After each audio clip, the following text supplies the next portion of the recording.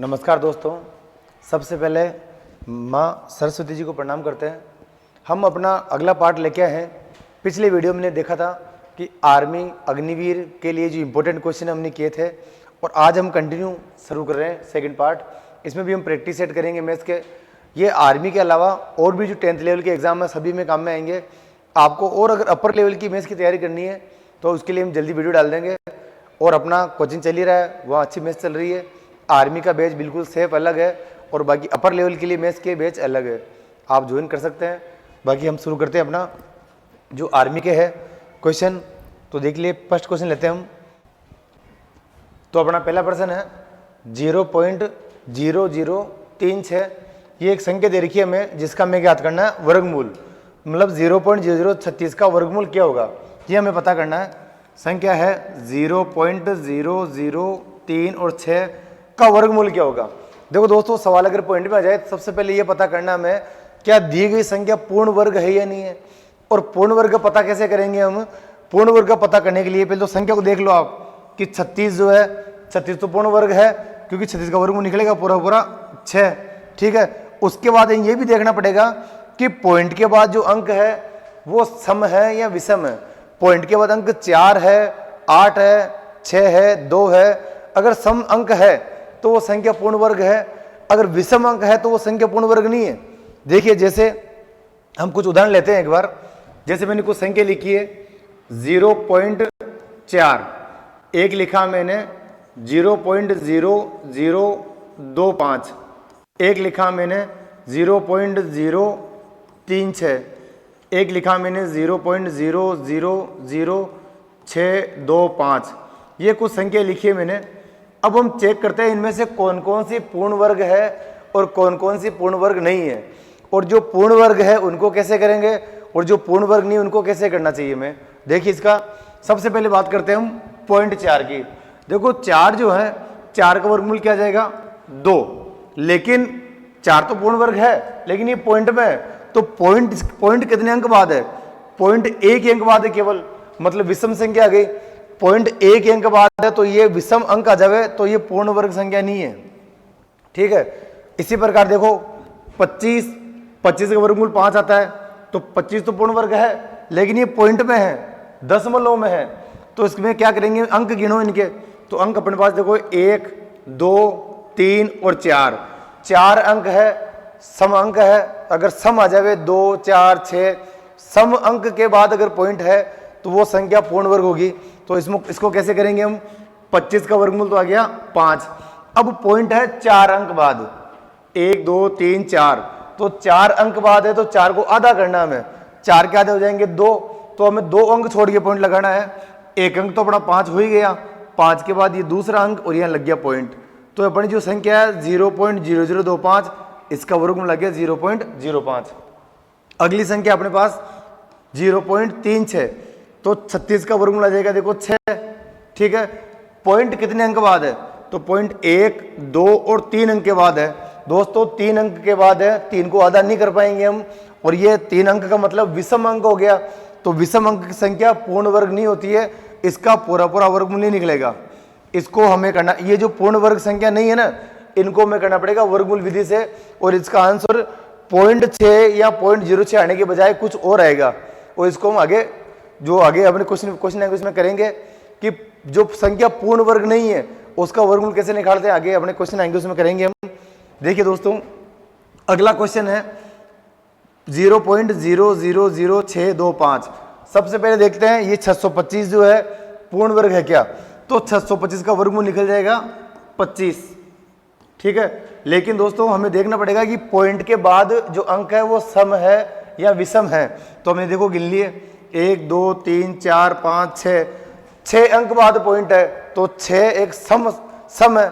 सम अंक बाद पॉइंट है तो 6 के आधे कर लेंगे हम। 6 के आधे हो जाएंगे अपने 3। यहाँ आप चाहो तो जोड़े बना सकते हो। वर्गमूल संख्या में 2-2 अंक के जोड़े बनते हैं तो जोड़ा बन गया देखो 2 अंक का एक जोड़ा, 2 और 3 जोड़े बन रहे हैं तो 3 अंक छोड़ के पॉइंट लगाना हमें। 1, 2, 3 और यहाँ ये पॉइंट लग गया, ये 3 अंक हो गए और यहाँ लगा दिया हमने पॉइंट। जोड़े बना लो या फिर जितने अंक बाद पॉइंट है उनके आधे कर लो। 6 अंक बाद पॉइंट है तो 6 का आधा कर दिया हमने 3 3 अंक छोड़ के पॉइंट लगा दिया। ऐसा ही एक उदाहरण और लेते हैं लास्ट, उसके बाद हम अपना क्वेश्चन करेंगे। नेक्स्ट जो क्वेश्चन चल रहा था अपना, मैंने एक संख्या लिखी है 0.00000 और ये लिखा मैंने 64। इसका निकालना वर्गमूल। सबसे पहले पता करते हैं क्या पूर्ण वर्ग है क्या।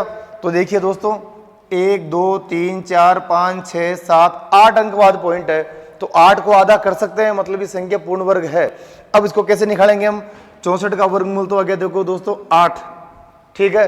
अब दो तरीके हैं कि जितने अंक है उनको आधे करके पॉइंट लगा दो, या जोड़े बना लो। जोड़े बना रहा हूं मैं दो अंक के, 1 2 3 और 4, 4 जोड़े बने, मतलब 4 अंक छोड़ के पॉइंट लगाना हमें। 1 2 3 4 यहां पॉइंट लग जाएगा, ठीक है। जोड़े बना लो, या फिर ऐसा कर सकते हैं कि 8 अंक के बाद पॉइंट है ना, तो 8 का आधा कर लिया 4 अंक छोड़ के पॉइंट लगा दिया, ठीक है दोस्तों। इसी प्रकार अपना जो क्वेश्चन था उसको अपना एक क्वेश्चन करते हैं। क्वेश्चन में अपने पास है 0.0036 का वर्गमूल, तो 36 का वर्गमूल तो आ गया 6। अब पॉइंट देखो 4 अंक बाद है, मतलब ये संख्या वे पूर्ण वर्ग संख्या है, क्योंकि अंक पॉइंट जो है ना सम अंक के बाद है, 4 अंक के बाद है, तो संख्या पूर्ण वर्ग है। अब दो तरीके हैं, जोड़े बना लो, 1 और 2, 2 जोड़े हैं, मतलब 2 अंक छोड़ के पॉइंट, 1 2 ये पॉइंट लग गया। या फिर 4 अंक बाद 4 के आधे कर लिए, 2 अंक छोड़ के पॉइंट। इस प्रकार ये क्वेश्चन करने का अपना आंसर आ जाएगा ए। अगला क्वेश्चन लेते हैं दोस्तों। अपना अगला क्वेश्चन है, ये हमने सॉल्यूशन किया था पहले, ये अगला क्वेश्चन है, x + 4 इंटू एक्स + 5 बराबर क्या होगा। ये ब्रैकेट के बीच में कोई चिन्ह नहीं है, मतलब ये दोनों आपस में इंटू में है, हमें दोनों कोष्टक से इंटू करना है। तो इंटू करने के लिए क्या करते हैं, देखो x + 4 और x + 5 को हमें मल्टीप्लाई करना है, दोनों को गुणा करना है। तो गुणा करने का जो होता है कि इस कोष्टक को इस कोष्टक से गुणा करना है हमें। अब कोष्टक में 2 अंक है, तो इन दोनों अंकों को इससे गुणा करना है, तो हम एक एक अंक लेंगे। हमने पहले x लिया है, x को इन दोनों से गुणा करेंगे। तो देखो दोस्तों x को पहले हमने किया x से और फिर करेंगे 5 से। x को x से इंटू करते हो गया x स्क्वायर, x को x से इंटू करते x स्क्वायर। अब x को इंटू करेंगे 5 से, तो और बीच में चिन्ह देखो प्लस है, तो ये प्लस लगा दिया हमने। x को गुणा किया 5 से, तो ये हो गया 5x, तो ये x दोनों से इंटू हो चुका है, ठीक है। अब बारी आएगी 4 की, 4 को इंटू किया हमने x से, तो ये हो जाएगा 4x। चिन्ह कौन सा लगाएंगे हम, देखो दोस्तों ये भी x प्लस का है, ये भी प्लस का है, तो यहाँ प्लस ही आएगा, ठीक है। फिर हमने 4 को x से तो कर ही दिया, अब 4 को इंटू करेंगे 5 से, तो 4 पंजे 20। चिन्ह कौन सा लगाएंगे, यहाँ प्लस है, ये प्लस है, तो चिन्ह प्लस के आएगा, ठीक है। अब इनको ऐड कर देते हैं, ये x स्क्वायर है, ये x है, इनकी घात अलग अलग है, इनको जोड़ नहीं सकते हम। ऐसे नहीं कि 5x ये 6 कर दे, ऐसा नहीं होगा। ये स्क्वायर है तो ये अलग रहेगा, इनकी घात अलग अलग है, इनकी घात सेम है, 1 ये भी 1, तो ये x 4 बार है और ये x 5 बार है, तो 4 और 5 हो गए 9x हो गए प्लस और ये 20। तो अपना आंसर हो गया x² + 9x + 20, ठीक है। इसमें आप x और x² नहीं जोड़ सकते क्योंकि इनकी घात अलग अलग है। अगर घात यहाँ पर भी x² होती तो x² 9 बार और ये 1 बार, कुल मिलाकर 9 और 1 10 हो जाते ये, अगर घात होती तो। लेकिन अभी घात इसकी एक ही है, तो ये आगे हल नहीं होगा, बस छोड़ दिया। 20 और 9 29 भी नहीं करना आपको, क्योंकि इसमें x नहीं है, ठीक है। समान x होने चाहिए, घात उनकी सेम होनी चाहिए, तभी हम जोड़ सकते हैं, ठीक दोस्तों। ये क्वेश्चन आ गया। देखो ऐसे क्वेश्चन में बहुत सारे कंफ्यूज होते हैं। एक थोड़ा एग्जांपल देता हूं मैं आपको। जैसे अपने पास कोई संख्या है 5x² plus 4x² plus 8x plus 3x, ये कुछ संख्या लिखी है मैंने, इनको हल करना है हमें। तो जोड़ते वक्त ध्यान रखना दोस्तों, समान घात की संख्या समान घात वाली संख्या में ही जुड़ेगी और उसी में ही घटेगी। जैसे मैंने किया, ये x² ये x² दोनों सेम घात है, ये तो है 4 बार और ये है 5 बार, तो 5 और 4 कितने हो गए 9, ये हो जाएगा 9x²। इसमें x घात 1 है, इसमें x घात है, दोनों आपस में हल हो जाएंगे। तो इसमें क्या करेंगे हम, 8 और 3 11, ये हो जाएगा 11x, ठीक है, 11x हो गया, ठीक है। अब हम 11x और 9x को स्क्वायर को नहीं जोड़ सकते क्योंकि यहाँ पे घात 1 है, यहाँ घात 2 है। ये मैं चीज़ बता रहा हूँ क्योंकि बहुत सारे स्टूडेंट आर्मी की तैयारी करते हैं, वो बिल्कुल नए नए फील्ड में आते हैं, तो उनको ध्यान नहीं होता इस बात का, इसलिए मैं सारी बात बताइए। बाकी जो मैथ्स की अच्छी तैयारी करें उनको सब पता है वैसे। अब हम चलते हैं आगे। ये अपना क्वेश्चन हो गया अगला क्वेश्चन अपना है, इसका देखो आंसर आ चुका अपना, देखो इसमें आंसर आ गया x² 9x प्लस 20 ये सी अपना उत्तर आ चुका भाई। ठीक है, अब चलते हैं आगे। अपना अगला जो क्वेश्चन है इसमें देखिए, क्वेश्चन है अगले क्वेश्चन में देखिए आप, यदि 40, 10, 25, 20, 35 और x का औसत दे रखा 25, ठीक है, ये 25 औसत हो तो x का मान कितना होगा। अपने पास कुछ संख्या दे रखी है, उसमें x भी एक संख्या है और इन सभी का औसत दे रखा 25, तो x का मान क्या होगा दोस्तों। देखो औसत का सूत्र क्या होता है, औसत दे रखा है ना हमें, अगर औसत दे रखा है तो सूत्र औसत का लगाना पड़ेगा हमें। तो औसत का सूत्र होता है औसत बराबर संख्याओं का योग। ठीक दोस्तों, संख्याओं का योग करेंगे पहले हम, बटे हुए कुल संख्या कितनी है, संख्याओं का योग बटे हुए संख्या। ये योग सही नहीं लिख पाया था, वापस लिख देता हूं मैं, योग बटे हुए संख्या। अब देखिए आप, औसत बराबर योग बटे हुए संख्या, हमें क्या क्या जानकारी वो लिख लो इसके अंदर। औसत कितना है, औसत 25, तो ये लिख लिया 25। ठीक है, संख्या कितनी है टोटल, तो संख्याएं हैं देखो 1, 2, 3, 4, 5 और 6, x को भी लेना पड़ेगा हमें, तो कुल 6 संख्या है।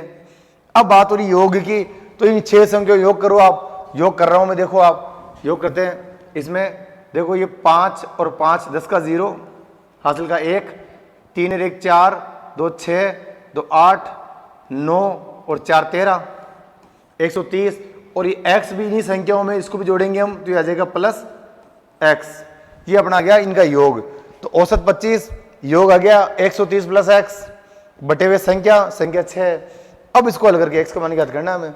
देखिए दोस्तों, 6 को इधर पक्षांतर कर दीजिए आप, मतलब इसको इधर भेज देंगे तो गुणा हो जाएगा, तो 6 आके इंटू हो जाएगा 25 से गुणा हो जाएगा ये, तो ये क्या हो जाएगा देख, तो इधर कर लेते हैं हम, 25 इंटू 6 हो गया 150 बराबर 130 प्लस x का मान ज्ञात करना है।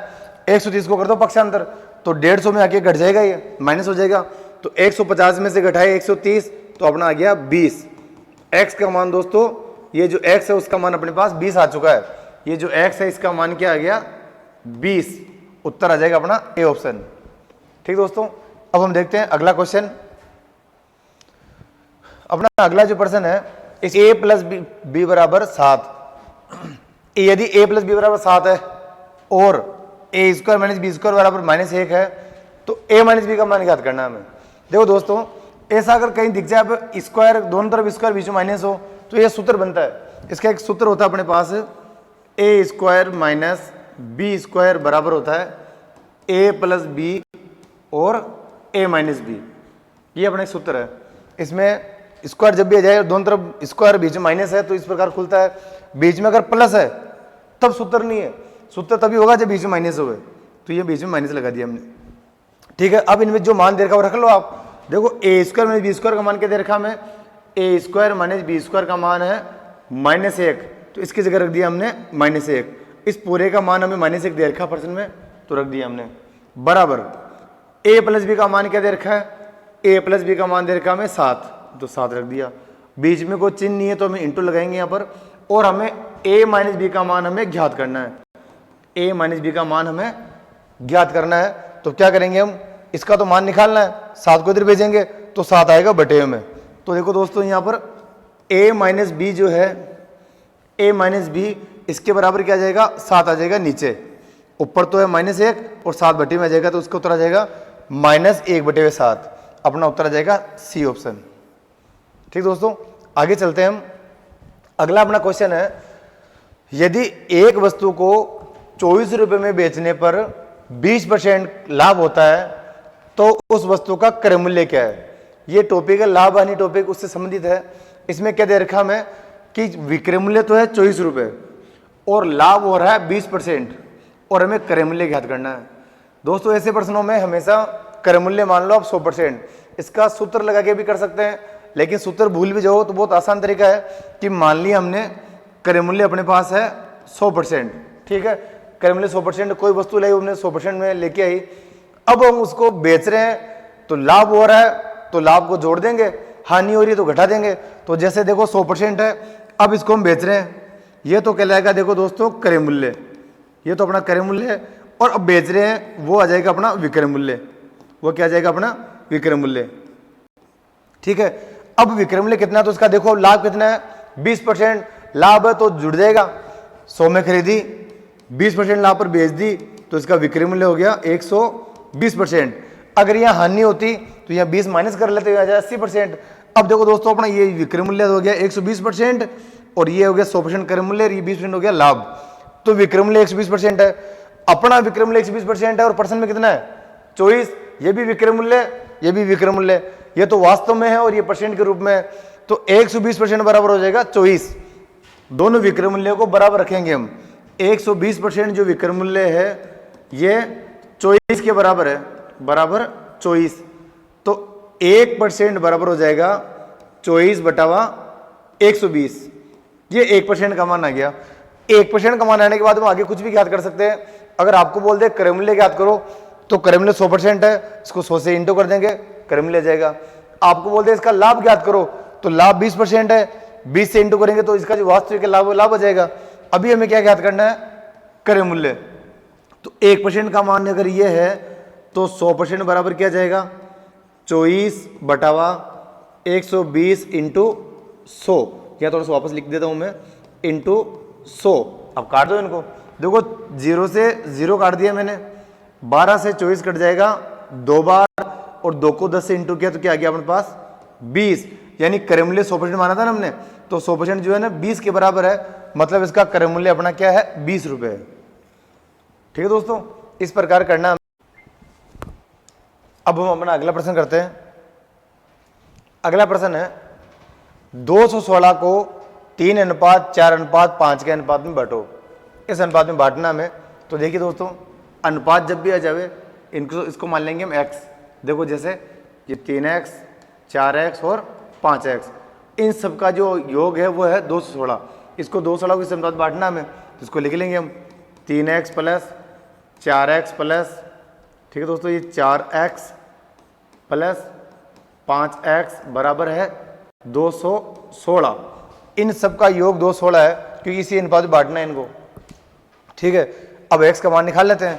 देखो 5 और 4 9 और 3 12, तो ये 12x बराबर आ गए 216। ठीक है 216। हमें x का मान ज्ञात करना है तो 12 से काट दो इनको, 12 से काट दिया, 12 एकम 12, यहाँ बच गए देखो 9, तो 6 हो गए, तो 12 × 6 में 18 बार। x का मान आ गया 18। अब 18 रख दो यहाँ पर, x का मान 18 रखा मैंने, तो कितने हो गए देखो 18 × 3, तो 18 दिया 54, पहली संख्या 54 आ गई। फिर 18 रखा यहाँ पर 4x यानी 18 × 4, 4 × 18 तो हो जाएगा 18 दिया 18 चौक 72, 72 आ जाएगी, और 18 पंजे 90, तो अपनी संख्या आ गई 54 72 और 90। 54 72 और 90 ऑप्शन ए अपना आंसर आ जाएगा। ठीक है, इस प्रकार भी कर सकते हैं। एक तरीका और है कि देखो अनुपात दे रखा है ना हमें 3:4:5, तो इनका अलग अलग मान निकाल लो आप। अलग अलग मान कैसे ज्ञात करेंगे, जैसे फर्स्ट, ये फर्स्ट है अपनी संख्या, ये सेकंड है और ये थर्ड है। फर्स्ट संख्या निकाल रहा हूं मैं। फर्स्ट मान निकालने के लिए क्या करेंगे हम, पहला अनुपात बटे अनुपातों का योग, योग अपने पास आ गया देखो 12 इंटू कुल संख्या 216 है। ठीक है, 12 से काट दिया 18 बार, तो 18 दिया 54, पहली संख्या 54 आ गई। इसी प्रकार दूसरी तीसरी चौथी दूसरी तीसरी निकाल सकते हैं आराम से हम। तो ये भी तरीका है और ये भी हमने x मान के किया है, तो अपना ये आ गया। इसमें क्या हमने x का जो मान आया इसको रख दिया यहाँ पर, 18 × 3 54, 18 × 4 72, 18 × 5 90। अगला क्वेश्चन लेते हैं हम। अगला प्रश्न है यदि 12 लड़के एक काम को 16 दिन में पूरा करते हैं तो 16 लड़के उसी काम को कितने दिनों में पूरा करेंगे। कोई ऐसा काम है जिस काम को अगर 12 लड़के करने लगे तो 16 दिन में पूरा कर देंगे। ठीक है, तो उतना ही काम अगर 16 लड़के करें तो कितने दिन में पूरा हो जाएगा।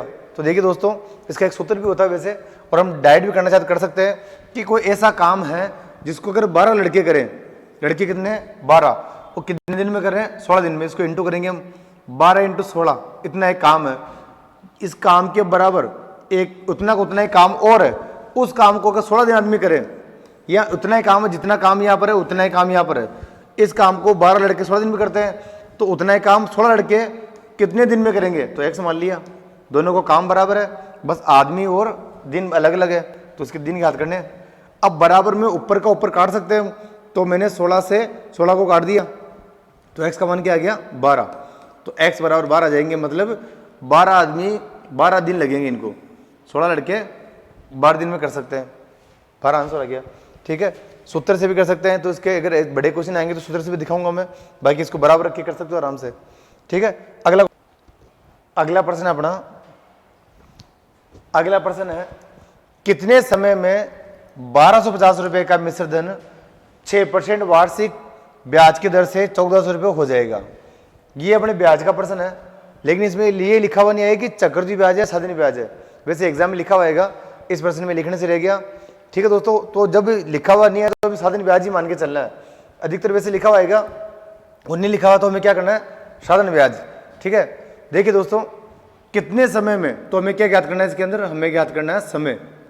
ठीक है, कितने समय में 1250 रुपये का मिश्र धन, तो 1250 रुपये ये तो हो जाएगा मूलधन, ये अपना मूलधन हो गया, का मिश्र धन 6% वार्षिक ब्याज की दर से 1400 रुपये हो जाएगा, मतलब मिश्र धन कितना हो जाएगा 1400 रुपये, तो 1400 रुपये अपना हो गया मिश्र धन, और अपने पास 6% दे रखी है दर, ये हो जाएगी दर, और क्या याद करना है हमें कितने समय में, समय में याद करना है।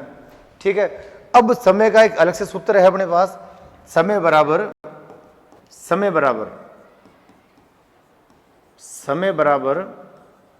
ब्याज इंटू 100 बटावा मूलधन इंटू दर। ठीक दोस्तों, ये समय का सूत्र है।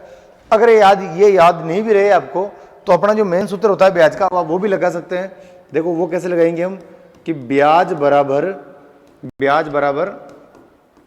मूलधन इंटू दर इंटू समय बटावा 100, ये भी लगा सकते हैं।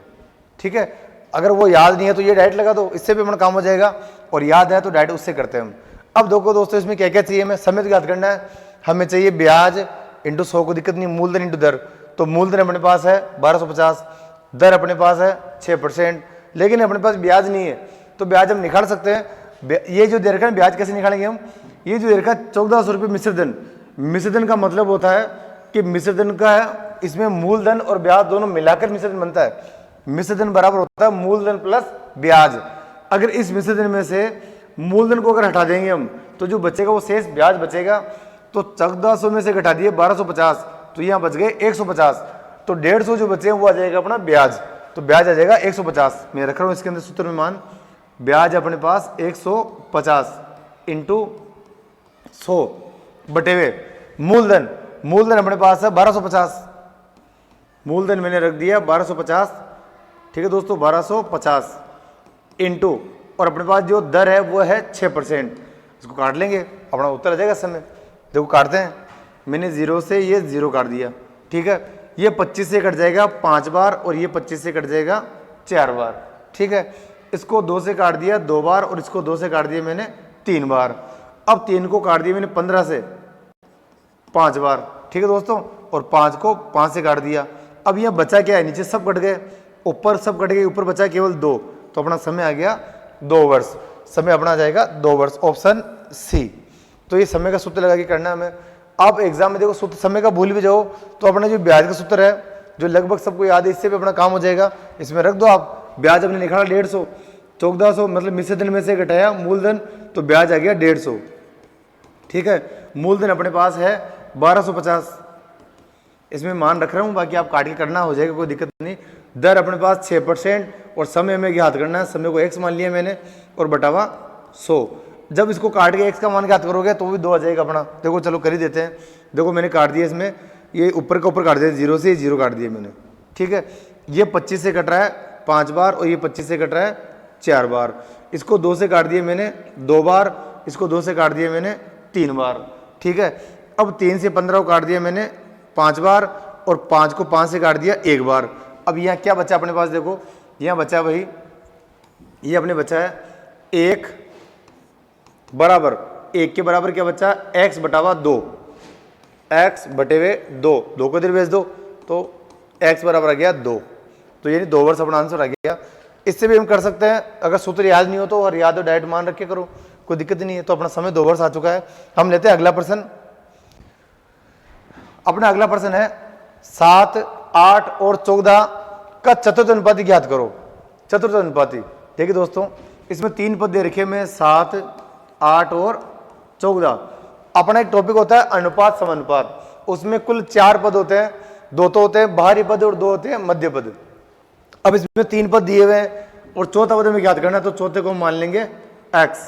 देखिए दोस्तों इसमें एक बात समझते हैं पहले कि इसमें अभी तो पूछ रहा है चतुर्थ अनुपाती, कभी पूछता है प्रथम अनुपाती ज्ञात करो, कभी बोलता है द्वितीय अनुपाती, कभी तृतीय, कभी चतुर्थ। तो करना क्या होता है, जैसे 3 संख्या दे रखी है हमें 7, 8 और 14, ठीक है। इसमें अगर आपको बोल दिया कि प्रथम अनुपाती ज्ञात करो, प्रथम अनुपाती, तो कैसे करेंगे हम, प्रथम को x मान लेंगे। ये 3 संख्याएं हैं, 4 होनी चाहिए, उसमें 3 दी हुई है और 1 ज्ञात करनी है, प्रथम ज्ञात करनी है। तो प्रथम को मैंने x मान लिया और बाकी जमा दो ऐसे कैसे 7, इसको डायरेक्ट अनुपात में जमा रहा हूं मैं, x अनुपात 7 समानुपात 8 अनुपात 14, x का मान निकाल लेंगे। अगर इसी प्रश्न में आपको ऐसे बोल देवे कि ये जो 7, 8 और 14 है इसका आपको निकालना द्वितीय अनुपाती, द्वितीय अनुपाती याद करना हो हमें, ये 14 लिखा मैंने, द्वितीय अनुपाती याद करना है, द्वितीय, तो द्वितीय को x मान लेंगे।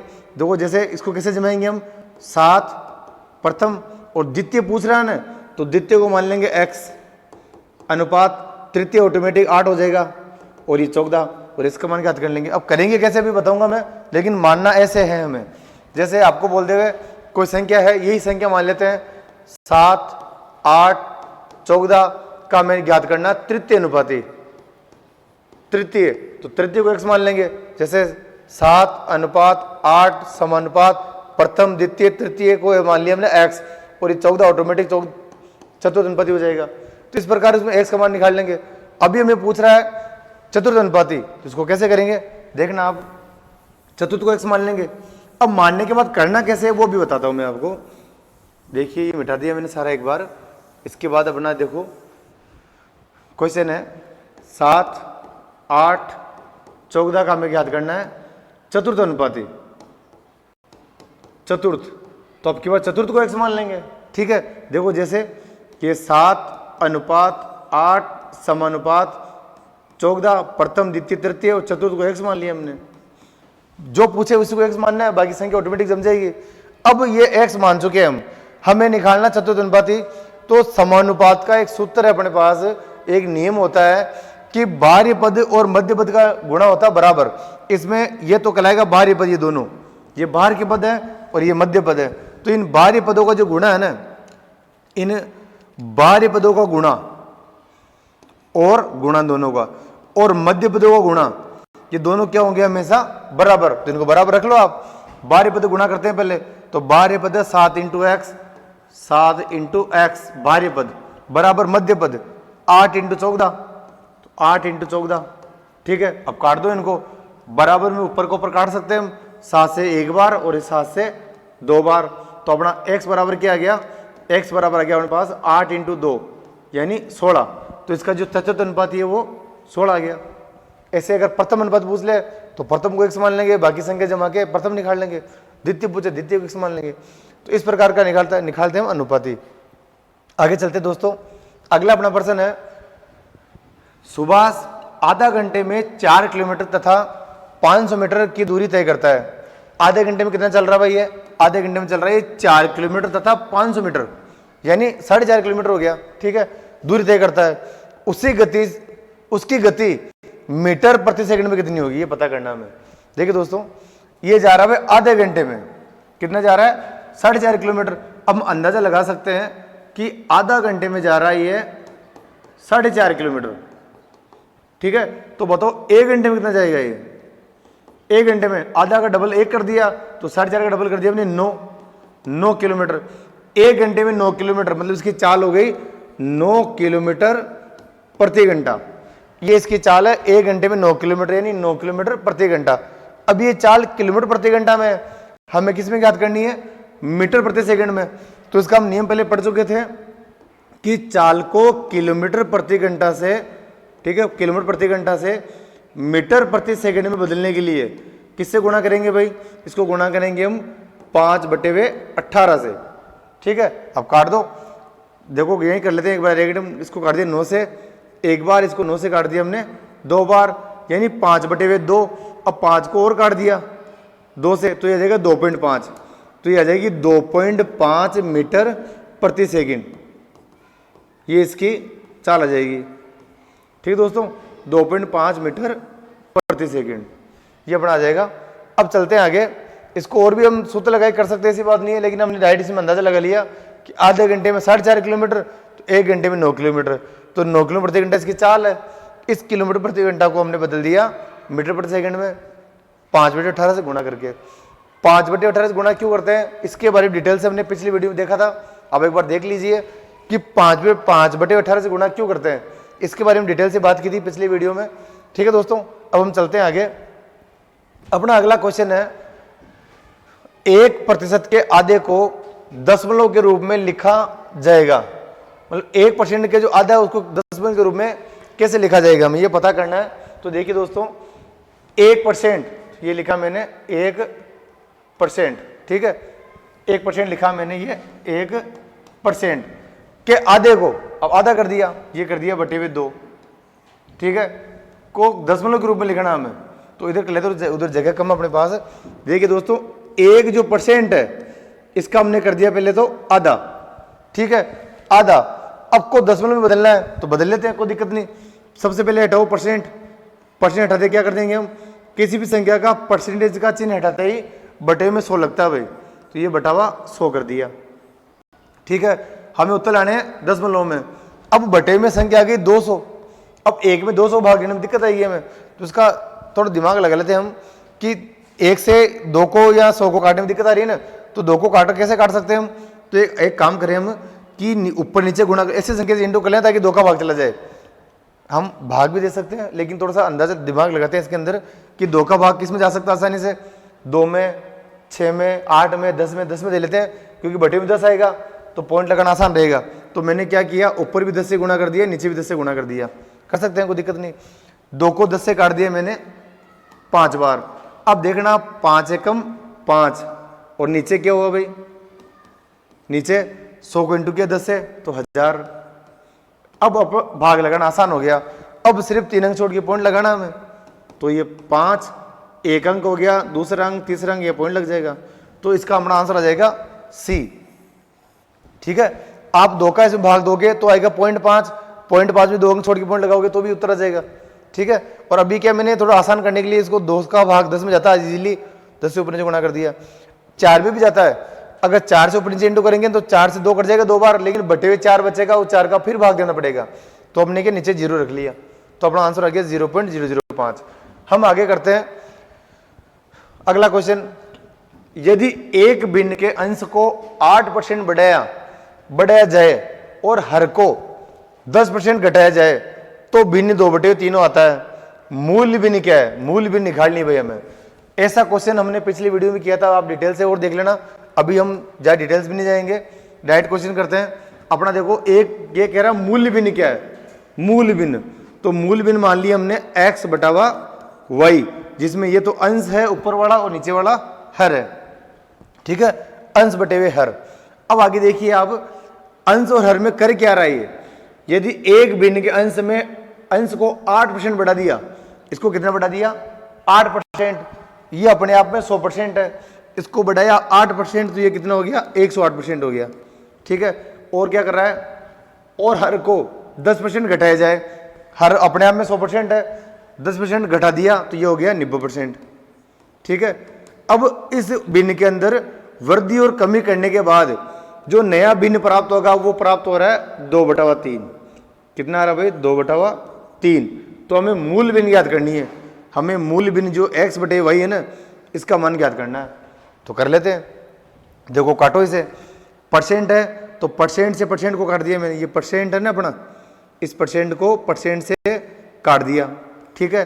अब बचा 108/90, 108 में जा रहा है 18 का भाग, 90 में 18 का भाग जा रहा है, तो मैंने 18 से काट दिया इसको, 18 से कट गया ये 5 बार, ये 18 से कट गया, 18 से की 108 6 बार, ठीक है। अब ऊपर नीचे कट रहा तो काट दो, कट रहा कोई, या उधर ले जाके काट देंगे कोई दिक्कत नहीं है, काट दो कट जाए तो देखो 2 एकम 2 और 2 तिया 6। क्या बच गया अपने पास? अपने पास बच गया देखो x बटा वाई इंटू ऊपर तो बचा है देखो 3 और नीचे क्या बचा है 5 बराबर 1/3। 1/3। अब x बटे वाई का मान ज्ञात करना है, इनको पक्षांतर करो उधर, मतलब उधर भेज दो बराबर के लेफ्ट से राइट में, तो 5 बटे वो तो ऊपर जाएगा और 3 नीचे आ जाएगा। तो अपना आंसर आ गया x बटे वाई बराबर 5 एकम 5 और 3 त्रिका 9। तो अपनी जो मूल भिन्न है ना वो मूल भिन्न आ गई 5/9।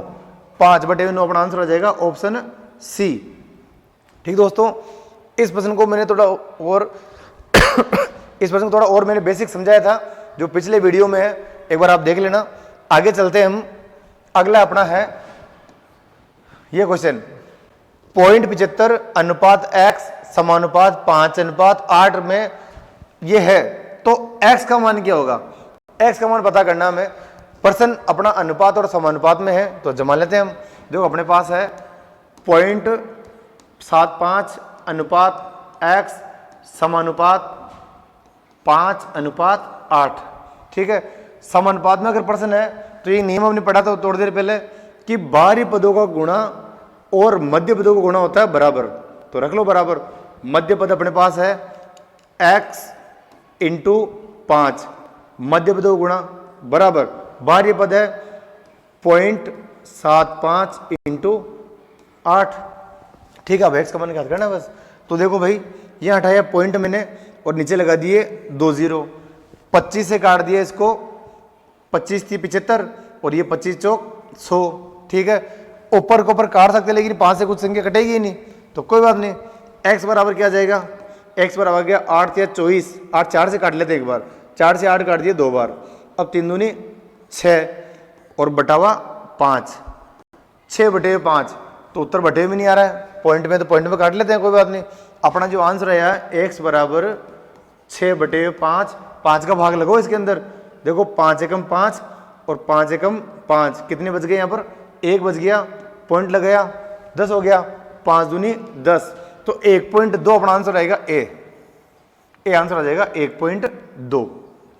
ठीक दोस्तों, बटे में अगर 5 आ जाए ना, वैसे काट तो लिया, अभी छोटी संख्या है, अगर संख्या अगर बड़ी भी आ जाए और बटे में अगर 5 है तो 5 का भाग देना बहुत आसान है। जैसे हमें 6 में 5 का भाग लगाना हो ना, 6 में किसका भाग लगाना हमें? 5 का। तो 5 को हम 10 बना लेंगे, ऊपर नीचे 2 से इंटू कर दो 10 बन जाएगा। तो देखो 6 दूनी 12 और 5 दूनी 10, एक अंक छोड़ के पॉइंट लगा दो, 1.2 आ जाएगा। ऐसे भाग देके कर सकते हैं, लेकिन ऐसे बनाने ईजी हो जाता है। जैसे एक कोई सवाल अपने पास, एक संख्या लिखी है मैंने, ये लिख दिया मैंने 8 5/25। 25 का भाग लगाना है, तो बटे में 5 आ जावे या 25 आ जावे, इनको क्या नीचे 0 कर लेते हैं। जैसे 5 को 10 कर लिया, 25 को 100 कर सकते हैं हम। तो क्या करेंगे, ऊपर नीचे 4 से गुणा कर लो। मैं 25 का भाग लगाना बता रहा हूँ आपको कैसे कर सकते हैं हम। देखो नीचे क्या गया 25 चौक 100। अब ऊपर जो भी गुणा करके आएगा उसमें 2 अंक छोड़ के पॉइंट लगा लेंगे। जैसे देखो 4 पंजे 20, ठीक है, हासिल के 2 लग गए, 8 चौक 32 और 2 34। अब 2 अंक छोड़ के पॉइंट लगा दो, तो अपना आ गया 3.40। ठीक दोस्तों, इस प्रकार के आप 25 का आ जाए बटे में 5 आ जाए, तो इनको 10 बना के हम थोड़ा जल्दी कर सकते हैं और बाकी भाग लगा के करोगे तो भी हो जाएगा। ठीक दोस्तों, अगले हम मिलेंगे हम अगले वीडियो में। आज के लिए इतना काफ़ी है, नेक्स्ट वीडियो जल्दी हम डालेंगे। और अपना चैनल अगर आपने सब्सक्राइब नहीं किया तो सब्सक्राइब कर लीजिए और पास में एक बेल आइकन जो दे रखा है उस पर क्लिक कर दीजिए, ताकि जब भी नए वीडियो डाले आपके पास नोटिफिकेशन पहुंच जाएगा। वीडियो अगर आपको अच्छा लगा हो तो प्लीज़ अपने दोस्तों को भी शेयर कीजिए, और जो विद्यार्थी अग्निवीर की तैयारी कर रहे हैं उन सबको भेजिए ताकि उनको इस चीज़ का फायदा मिल सके। ठीक दोस्तों, थैंक यू।